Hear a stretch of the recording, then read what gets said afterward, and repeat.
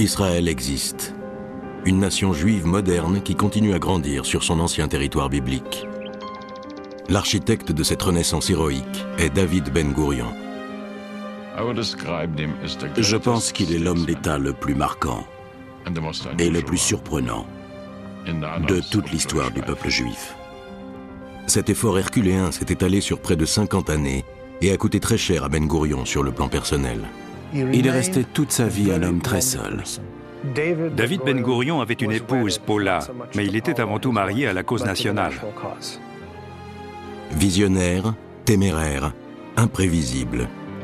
Tel un Moïse des temps modernes, David Ben-Gourion a ramené les Juifs sur leur antique terre promise et il a marqué l'histoire de son empreinte. Voici son portrait.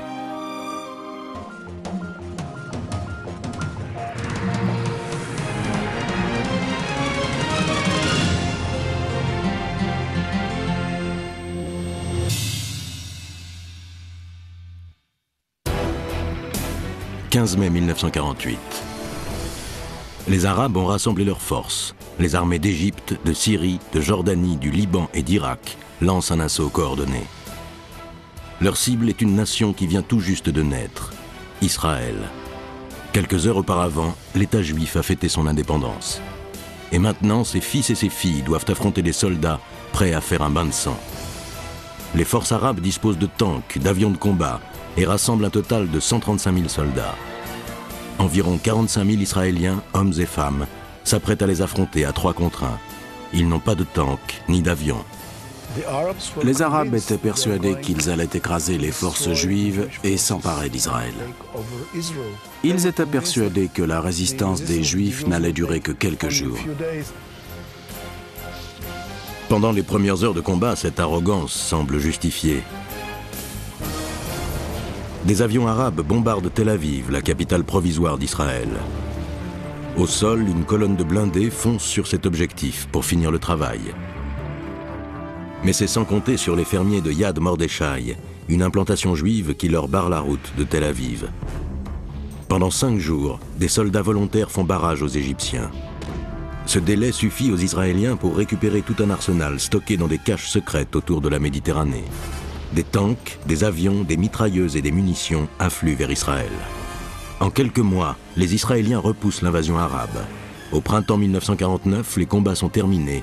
Israël a gagné sa guerre d'indépendance.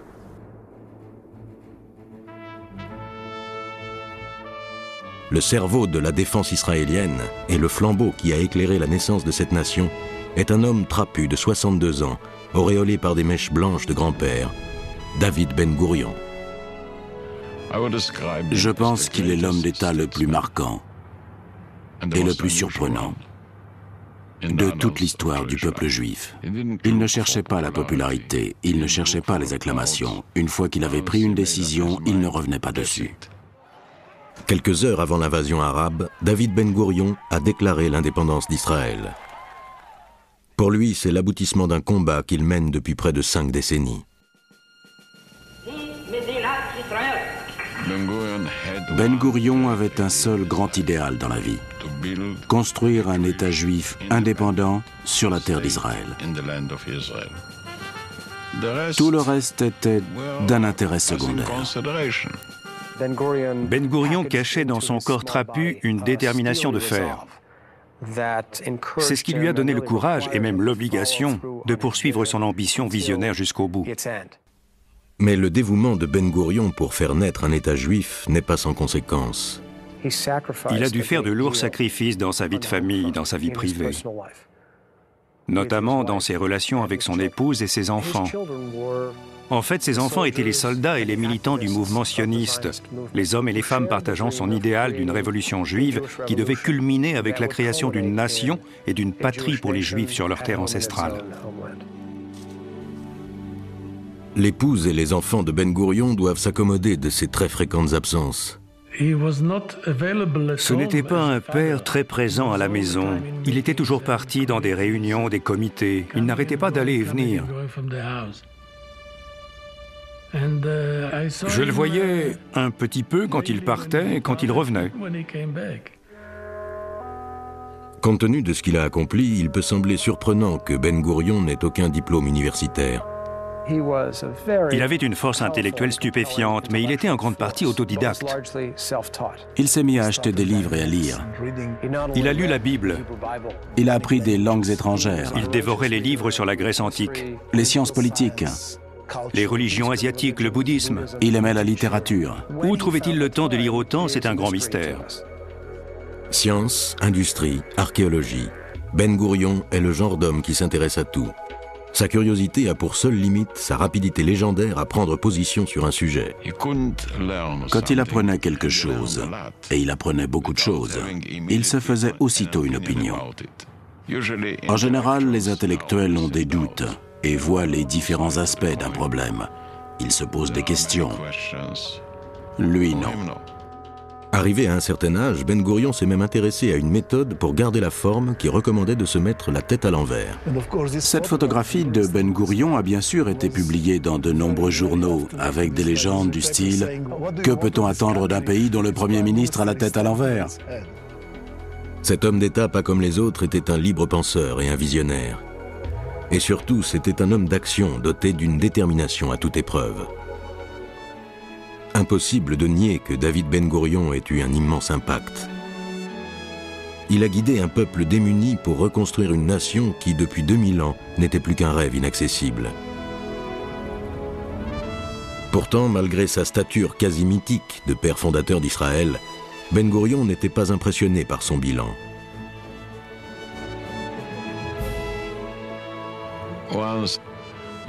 Un jour, il est venu dans une école et il a parlé devant des enfants de 12 ou 13 ans. Une petite fille a levé la main. « Monsieur Ben Gourion, quel est le jour où vous avez été le plus content de vous ?» Ben Gourion l'a regardé droit dans les yeux, il a réfléchi un instant et il a répondu « Je n'ai jamais été content de moi. » C'est quoi être content de soi? Comment on peut être content de soi? Je n'ai jamais été content de moi. Parce que dès qu'on commence à être content de soi, on arrête de penser, on arrête de créer, on arrête de travailler. On est juste content de soi.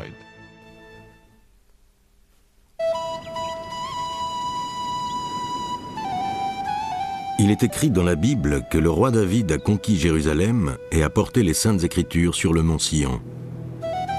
Et c'est sur le mont Sion que Salomon a construit un temple magnifique quand il est devenu roi. Les temps héroïques de la souveraineté juive sur les provinces bibliques d'Israël et de Judée étaient une inspiration pour David Ben Gourion. Et le mont Sion a donné son nom au mouvement sioniste. Ben Gourion a donc construit l'État moderne d'Israël sur les fondations de l'Ancien. Ce qui l'intéressait dans la Bible, c'était les hauts faits historiques du peuple juif sur la terre d'Israël. Quand Ben Gourion pensait à cette période de l'Antiquité, où le temple du roi Salomon resplendissait dans Jérusalem, il y voyait un motif de grande fierté nationale. Cette fierté nationale prend fin il y a environ 2000 ans, quand Rome détruit le temple et fait disparaître la Judée et Israël de la face de la terre. La façon la plus efficace d'éradiquer l'identité juive de cette terre était de l'appeler autrement, de supprimer les noms de Judée et d'Israël. Les Romains ont donc introduit le nom Palestine. Les noms de Judée et Israël n'ont plus été utilisés et ont disparu. Après la conquête, de nombreux Juifs quittent la Palestine romaine. Commence alors la diaspora, 20 siècles d'exil pendant lesquels le peuple juif est privé de nation. David Ben Gourion est un enfant de la diaspora. Il est né en 1886 à Plonsk, une ville polonaise. Comme dans presque toute l'Europe de l'Est, les Juifs y sont des citoyens de seconde classe, dans le meilleur des cas. En Pologne ou en Russie, les Juifs n'avaient pas le droit de cultiver la terre, et ça a été comme ça pendant des siècles. Les Juifs sont les cibles de pillages, de viols et de meurtres pendant les violentes attaques qu'on appelle des pogroms. Les Juifs ne pouvaient pas se défendre en Europe. Ils étaient massacrés chaque fois qu'il y avait un pogrom, ce qui était très fréquent. Du point de vue de Ben Gourion, il n'y avait rien de beau dans cette ville-là. Puisque les Juifs étaient pauvres, opprimés et méprisés dans toute la diaspora. Il a vite compris qu'on ne pourrait pas survivre longtemps en restant disséminé parmi les autres nations. Les idées socialistes qui déferlent sur l'Europe à cette époque correspondent à l'idéal de justice du jeune Ben Gourion. David Ben Gourion s'est battu pour améliorer les conditions de travail d'un groupe de couturières auxquelles on imposait de travailler 18 heures par jour. Ben Gourion aide ce groupe de femmes à organiser un mouvement de grève. Elles obtiennent la réduction de leur journée de travail qui passe de 18 à 12 heures. Cet épisode témoigne des sentiments de solidarité qui animent Ben Gourion et nous montre aussi son attachement aux principes du socialisme. Il pense que tous les êtres humains, aussi pauvres soient-ils, doivent être traités à égalité. Mais le rêve sioniste de s'installer en Palestine, de cultiver la terre et de construire un État juif est celui qui fait vibrer le jeune David Ben Gourion. En 1906, à l'âge de 20 ans, il se joint à un groupe de pionniers en partance pour la terre promise. Quand il arrive sur place, il est animé par toute la ferveur et l'espérance d'un jeune sioniste. La réalité qu'il découvre en Palestine le prend un peu au dépourvu car il est confronté à l'hostilité et à l'opposition de la population arabe. Ben Gourion a très vite ressenti cette hostilité. Quelques heures après avoir débarqué dans le port arabe de Jaffa, il se dirige vers une implantation juive qui s'appelle Petah Tikva. Il est allé à pied de Jaffa à Petah Tikva, ce qui représente une marche de 50 ou 60 km. Ben Gourion se fait engager comme ouvrier agricole. Il a enfin la sensation de participer à la création d'un État juif en tant que simple paysan. Mais son enthousiasme a de sévères conséquences sur sa vie privée. Son groupe a été photographié juste avant le départ en Palestine. Rachel Nelkin, la jeune fille de 17 ans assise à sa droite, fait partie de ceux qui se lancent dans cette aventure. Rachel Nelkin, c'est le grand amour de sa vie. Leur groupe travaillait dans une orangerie. Comme c'était une jeune fille très délicate, elle pleurait souvent et elle s'est fait renvoyer. Et lui, il ne lui est pas venu à l'idée de la prendre par la main et de lui dire « Ne t'inquiète pas, ma petite, les choses vont s'arranger ». Non, il l'a disputée et il lui a dit « Nous, les émigrés de Plonsk, on est des excellents pionniers. On accomplit un travail formidable en Palestine et toi, tu nous fais honte. » David Ben Gourion poursuit son objectif sans relâche. Il laboure les champs, il dirige un mouvement de grève dans un vignoble et il oublie de s'occuper de Rachel Nelkin. Et ce qui devait arriver arriva. Quelques mois plus tard, un autre homme a fait son apparition dans l'orangerie.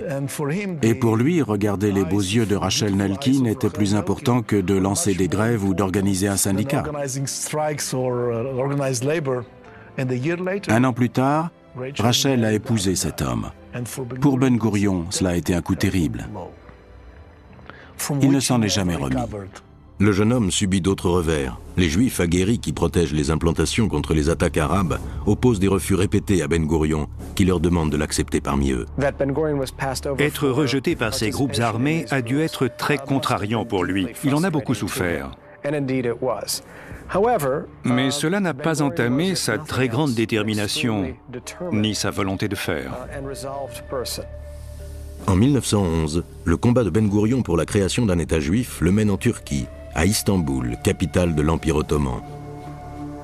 Royaume musulman tentaculaire, l'Empire ottoman contrôle à l'époque la Palestine, l'Égypte et de nombreux autres territoires.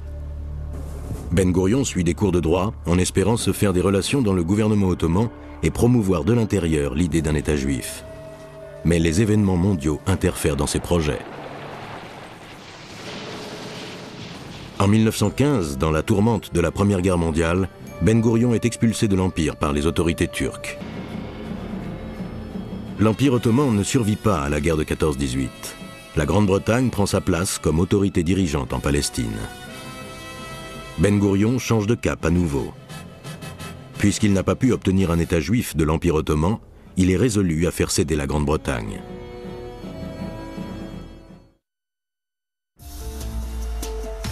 Au fil des ans, l'Amérique a offert une nouvelle vie à des millions d'immigrants. Mais pour David Ben Gourion, qui arrive après son expulsion de Palestine par les autorités ottomanes, ce pays est juste un refuge temporaire. Le jeune homme ne pense qu'à la Palestine. Il est impatient de poursuivre ses efforts pour la création d'un État juif, et il est toujours hanté par Rachel Nelkin. J'ai trouvé des lettres qu'il lui a envoyées alors qu'elle était mariée et avait 2 enfants. Il lui écrit « Prends tes 2 enfants et viens avec moi. Viens me rejoindre. » Ce n'était pas très bien vu d'envoyer des lettres pareilles à une femme mariée au début du siècle. De toute façon, Rachel n'est pas d'accord. Ben Gourion tente d'oublier sa déception en s'absorbant encore davantage dans le sionisme. Il va dans les quartiers juifs des grandes villes américaines pour promouvoir l'idée de la création d'un État juif.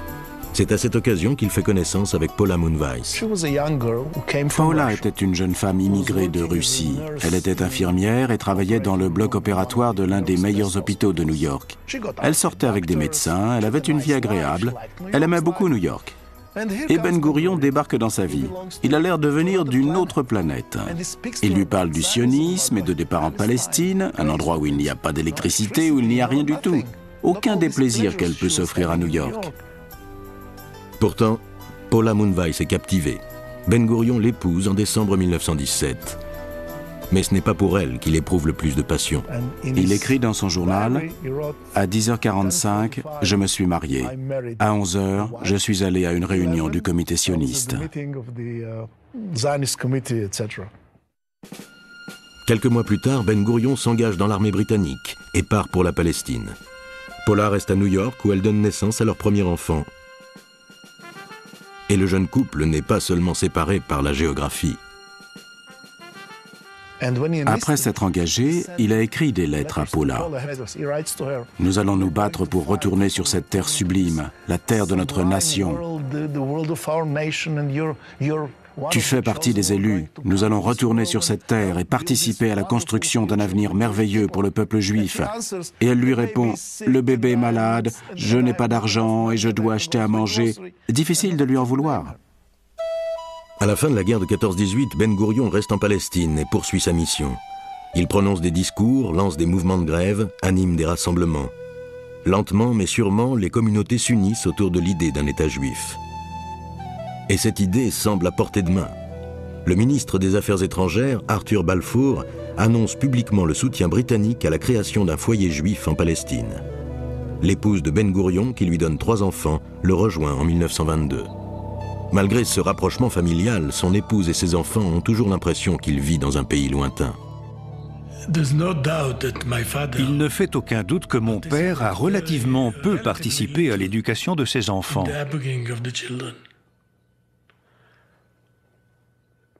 Il lui arrivait de se renseigner sur ce qu'on étudiait à l'école, de nous demander si on travaillait bien. Mais ce n'était pas lui qui allait à l'école pour parler avec les professeurs. Ce n'était pas lui qui devait supporter les remontrances à mon sujet. C'était ma mère. Paula s'occupe des enfants, Ben Gourion s'occupe de la révolution sociale. Mais tous deux désirent avoir un véritable partenaire à ses côtés, et tous deux sont cruellement déçus. Il lui a envoyé une lettre poignante au début des années 30. Il lui a dit à peu près « Je t'écris tout le temps, j'ai besoin de ton soutien, et tu ne me réponds pas. J'ai l'impression d'être tout seul dans un désert de glace. » Quels que soient ses lourds sacrifices personnels, David Ben Gourion ne perd jamais de vue son objectif. À la fin des années 30, il prend la direction du gouvernement juif intérimaire sous autorité britannique. Je lui ai demandé un jour « Quand avez-vous compris que vous étiez un leader ?» Il m'a répondu « Le jour où je me suis rendu compte qu'il n'y avait personne à qui je pouvais poser des questions. » Ben Gourion fait bientôt face à des difficultés de plus en plus grandes. La catastrophe qui se prépare en Europe provoque un afflux de réfugiés juifs en Palestine. On compte environ 50 000 nouveaux arrivants pour la seule année 1935. Et cette vague d'immigration est inacceptable pour Hadj Amin al-Husseini, moufti de Jérusalem, le plus haut responsable musulman en Palestine. Le moufti de Jérusalem était horrifié par l'arrivée de Juifs en Palestine, pas seulement parce qu'il était en conflit avec eux sur les questions territoriales, mais aussi parce qu'il était animé par un antisémitisme très virulent. Dans les années 1920, l'antisémitisme de Husseini s'était traduit par un déchaînement de pillages et de meurtres.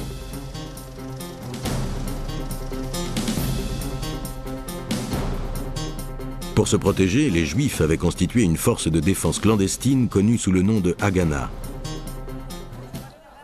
Entre 1936 et 1939, le Moufti provoque une longue série d'émeutes. Des Juifs sont tués à nouveau, mais l'intervention de la Haganah limite le nombre de victimes.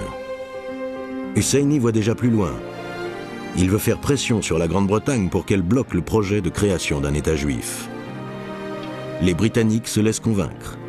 En 1939, dans un document appelé le Livre blanc, la Grande-Bretagne expose une nouvelle politique qui pourrait avoir été décidée par le Moufti lui-même.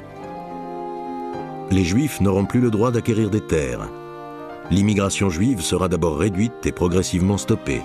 Il y aura un État arabe en Palestine, mais pas d'État juif. À un moment où la vie des Juifs d'Europe était de plus en plus menacée, ce revirement est ressenti comme un coup cruel par les sionistes en Palestine. Quelques mois après que les Britanniques ont pris position contre la naissance d'un État juif, la machine de guerre nazie déferle sur l'Europe. En Palestine, Husseini forme une troupe de SS musulmans avec le soutien des nazis. Comme Hitler, son but avoué est d'exterminer les Juifs. Les Juifs se tournent vers David Ben Gourion pour se sortir de cette situation dramatique.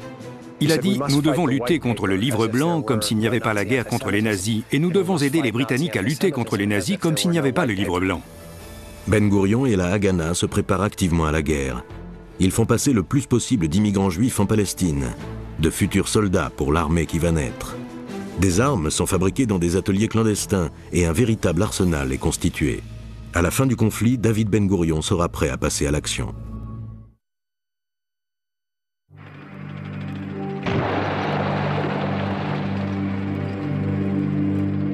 Les forces allemandes déferlent sur la Pologne le 1er septembre 1939. Elles écrasent l'armée polonaise et continuent leur progression. La Norvège, la Hollande, la Belgique, la France, les pays tombent l'un après l'autre sous l'ombre de l'Allemagne nazie.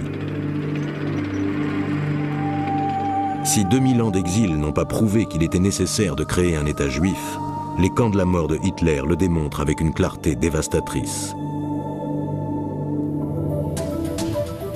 David Ben Gourion avait compris depuis longtemps que la fin de la guerre allait lancer le compte à rebours pour la naissance de l'État juif. Ben Gourion sentait qu'à la fin de la guerre, la carte du monde allait changer. Des pays allaient disparaître et d'autres nations allaient être créées. C'était le moment pour le peuple juif de réclamer son dû, surtout après les souffrances endurées pendant la guerre. Ben Gourion est l'un des rares à savoir que l'État juif va naître sur le champ de bataille et non dans un comité diplomatique. Il a anticipé dès 1944 sur le fait que l'État juif serait créé quelques années plus tard et allait être attaqué par les Arabes. Il fallait donc se préparer. Les forces de Ben Gourion organisent des ateliers clandestins comme celui de ce modeste kibboutz au sud de Tel Aviv.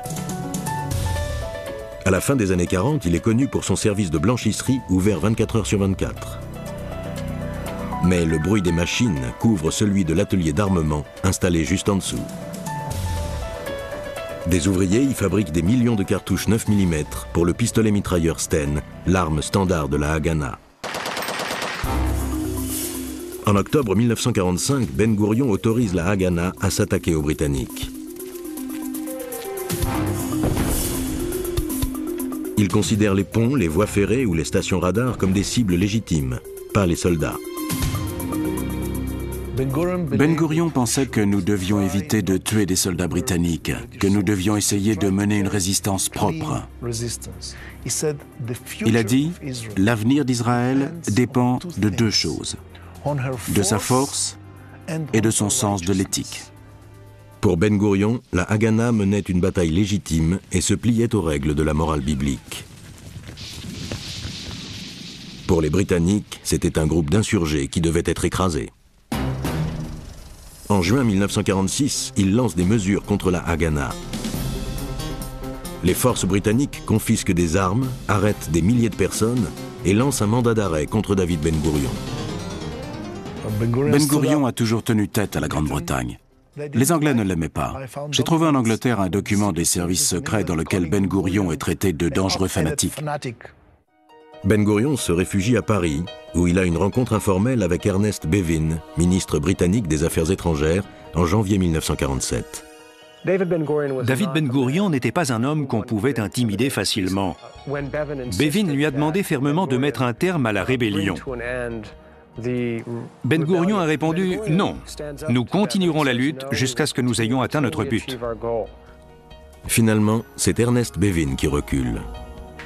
Peu après sa rencontre avec Ben Gourion, il se débarrasse de la question de la Palestine en la soumettant à l'Organisation des Nations Unies.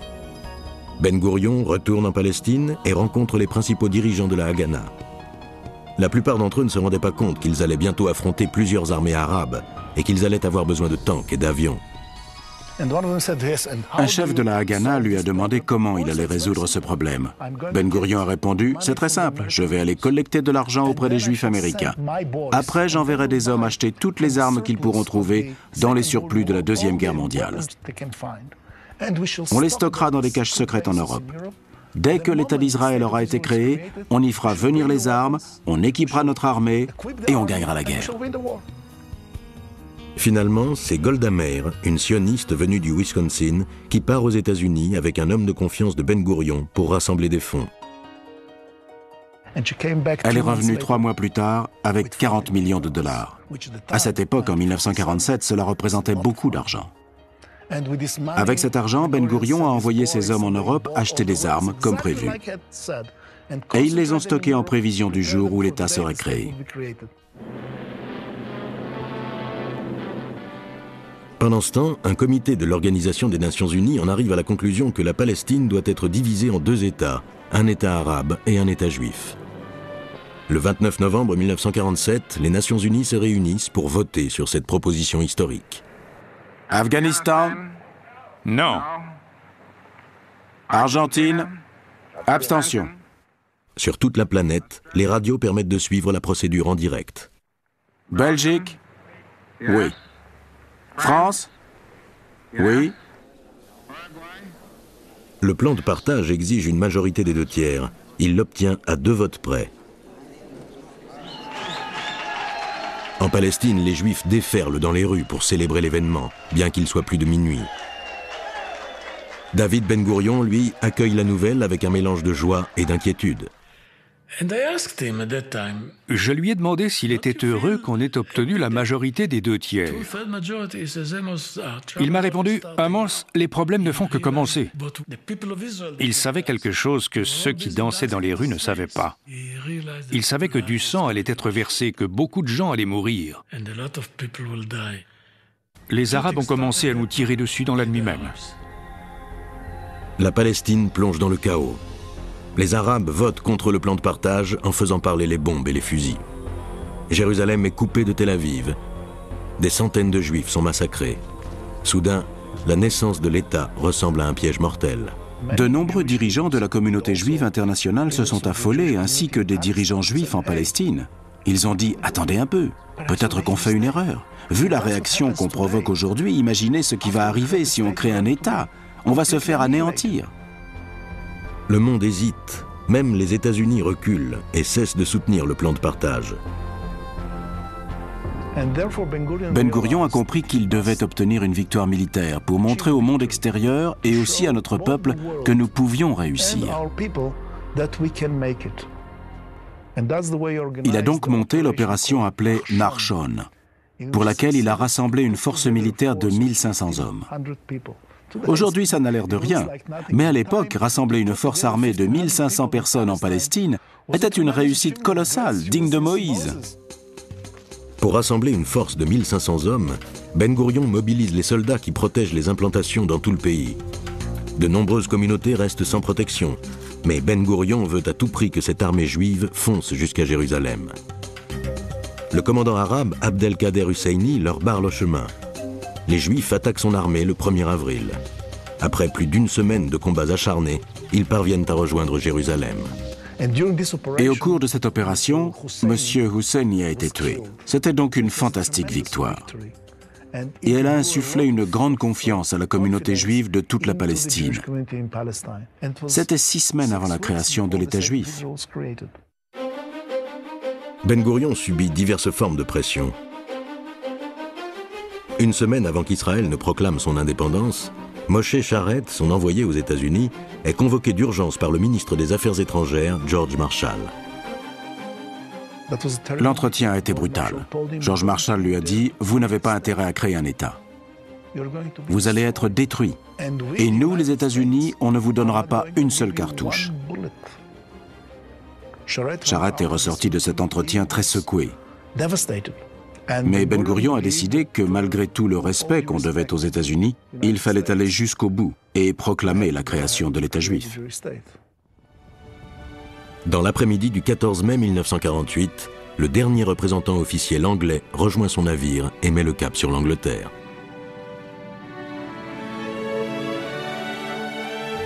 À quelques kilomètres de là, Ben Gourion s'adresse à ses compatriotes et déclare enfin l'indépendance d'Israël. Dans les semaines qui suivent, Ben Gourion envoie les forces de la Haganah contre les nations arabes qui tentent d'envahir le territoire. Mais il va aussi avoir une confrontation inattendue et sanglante avec ses compatriotes juifs.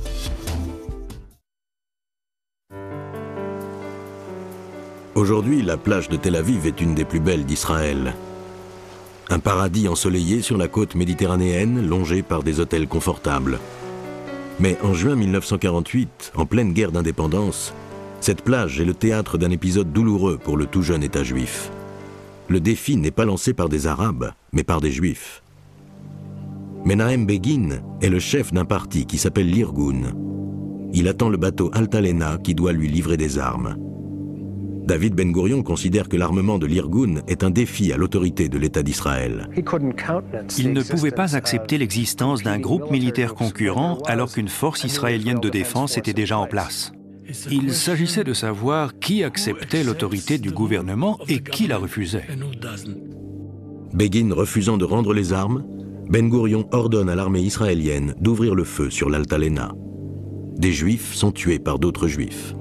Mais Ben Gourion a démontré qu'Israël est une seule nation, avec un seul gouvernement et une seule armée. Cette décision a été efficace. Quand on y repense aujourd'hui, on peut voir l'affaire de l'Altalena comme le moment où Israël a été accepté en tant que nation par le monde extérieur. Ben Gourion n'a pas hésité devant une confrontation mortelle avec l'Irgun. Mais la mort de jeunes Israéliens qui se battent pour l'indépendance lui est beaucoup plus difficile à supporter. Il répond personnellement à chaque lettre qu'il reçoit de la famille des soldats tombés au front. Pour mon père, c'était toujours terrible d'apprendre les pertes de l'armée, parce qu'il se sentait personnellement responsable de chaque soldat. Et il savait quelle horrible souffrance les familles ressentaient.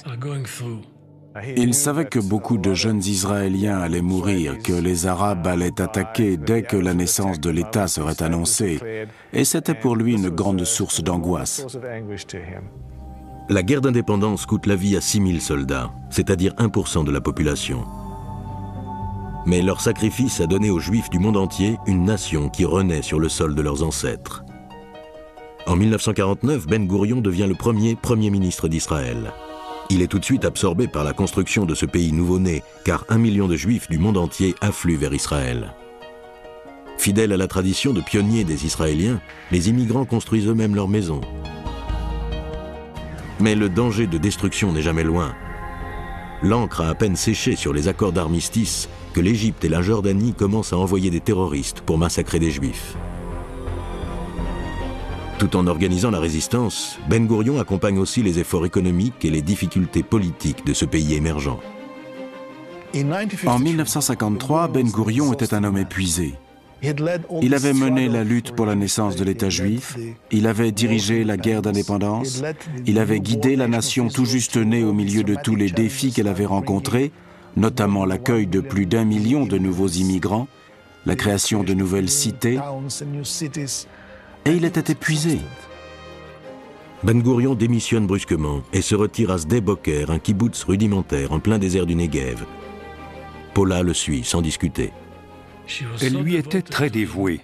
Bien sûr, elle se plaignait quand ça allait trop mal. Elle se demandait tout haut pourquoi il s'était laissé entraîner dans cet endroit. Mais d'un autre côté, elle était très fière de montrer à ses amis qu'elle était heureuse dans ce kibboutz avec mon père. Ben Gourion ne connaît la tranquillité du désert à Sde Boker que 14 mois. Enhardi par son arsenal de puissantes armes soviétiques, le leader égyptien Gamal Nasser menace Israël d'une nouvelle guerre.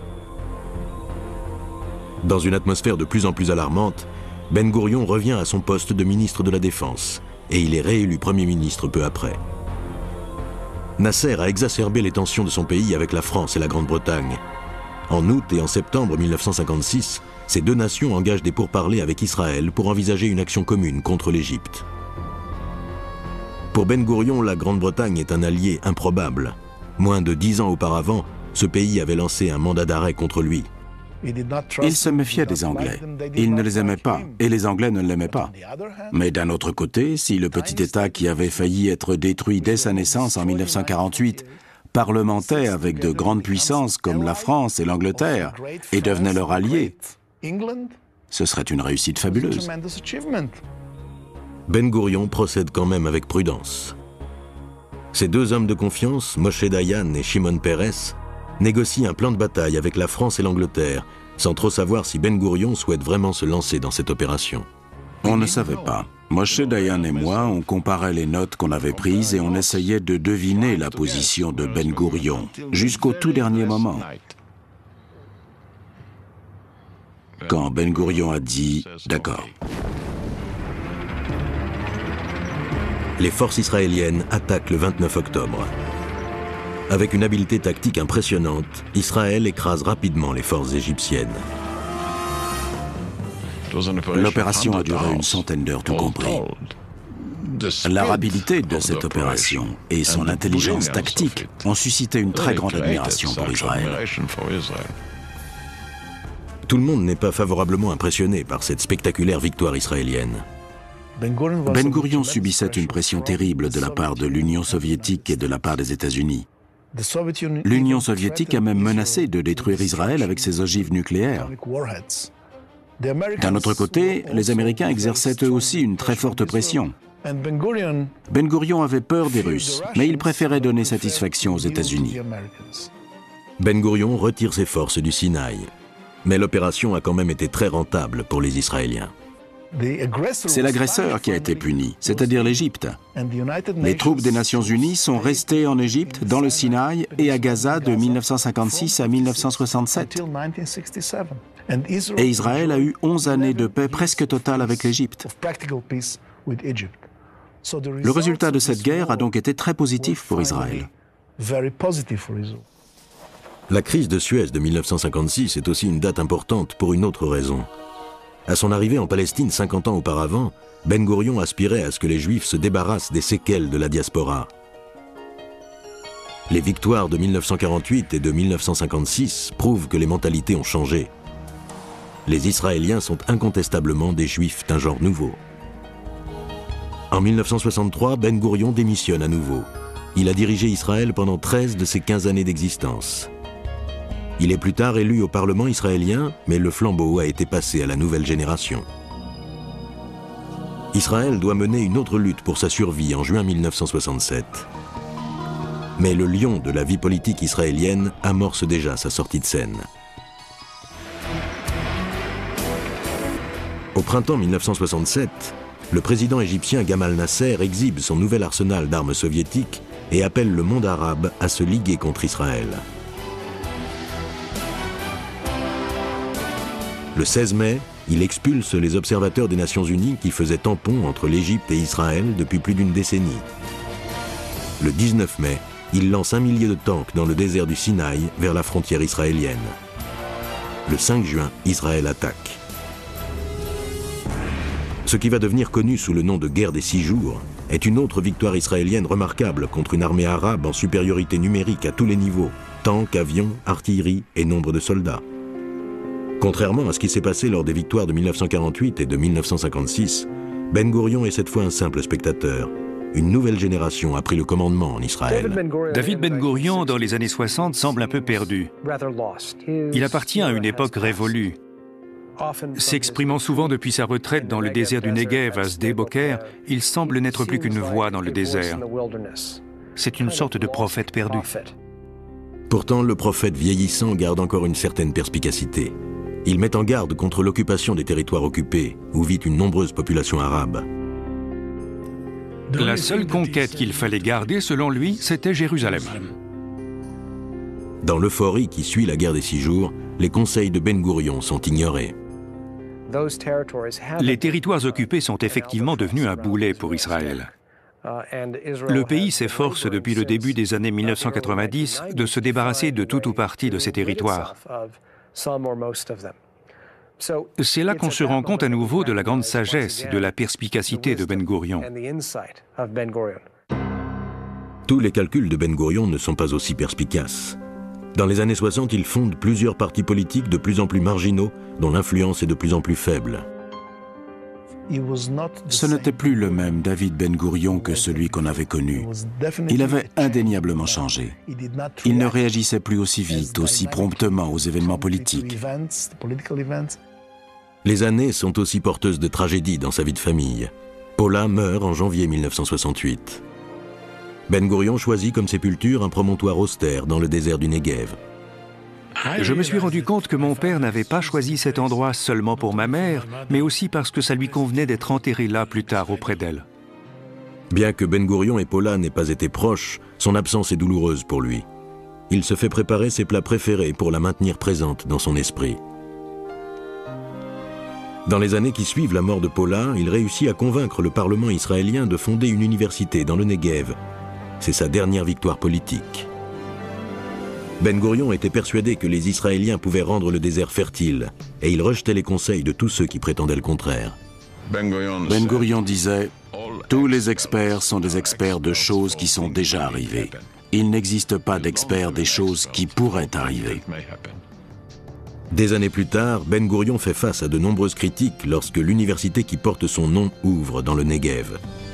Aujourd'hui, elle accueille plus de 17 000 étudiants et elle est devenue un centre de recherche sur le désert de réputation mondiale. David Ben Gourion pensait que l'avenir d'Israël et ses chances de développement se situaient dans le désert du Negev. Il pensait qu'en le développant, en favorisant son épanouissement sur le plan social, économique et industriel, l'avenir d'Israël serait assuré. David Ben Gourion abandonne toutes ses fonctions le 18 mai 1970. Cette fois, il ne reviendra pas à la vie publique. Pendant sa retraite, il peut enfin consacrer du temps à ses enfants et à ses petits-enfants. Il découvre aussi la religion. Je me suis étonné. Vous, Ben Gourion, toute votre vie, vous vous êtes battu contre les autorités religieuses et vous avez dit que la religion n'était pas pour vous? Il m'a répondu, Einstein a dit qu'il y avait sûrement eu une espèce de Dieu pour organiser le monde. Et si Einstein peut croire en Dieu, je peux y croire aussi. Les dernières années de Ben Gourion sont aussi réchauffées par ses sentiments persistants pour Rachel Nelkin. La dernière fois que je lui ai parlé de Rachel, c'était environ 6 mois avant sa mort, pendant l'été 1973. Et il m'a dit, « Rachel est la seule femme que j'ai aimée. » Rachel vient rendre visite à Ben Gourion pour la dernière fois à l'automne 1973, peu après qu'il a été victime d'une attaque cardiaque. Il meurt quelques jours plus tard. Plus d'un quart de siècle a passé depuis la mort de Ben Gourion. Pourtant, Israël reste en grande partie identique au pays qu'il a créé, une nation dans laquelle les Juifs sont maîtres de leur destin. Je suis bien obligé de dire que mon père était tellement dévoué à Israël qu'il s'occupait davantage de la population de ce pays que de son fils. J'ai ressenti beaucoup de fierté et j'ai puisé beaucoup de courage dans le fait que les gens l'admiraient. Même ses adversaires l'admiraient finalement. Il avait les yeux ouverts sur l'horizon, et il avait aussi les yeux ouverts sur le plus petit obstacle sur la route. C'est le seul qui n'était pas aveuglé, ni par la peur, ni par les illusions. Il me manque beaucoup, mais je le garde présent dans mon cœur. Il avait du génie, il était franc, et il était exceptionnel. Pour moi, chaque jour où j'ai travaillé avec lui était un jour de bonheur. Ben Gourion lui-même avait une vision très claire de ce qui était le plus important dans sa vie. Ce n'était pas ses années en tant que Premier ministre, ni ses stratégies pour la défense de la nation. Le seul fait que Ben Gourion voulait voir mentionné sur sa tombe, c'était qu'il était arrivé en Palestine en 1906. Pour David Ben Gourion, sa plus forte vocation avait été de se consacrer corps et âme à la terre et au peuple d'Israël.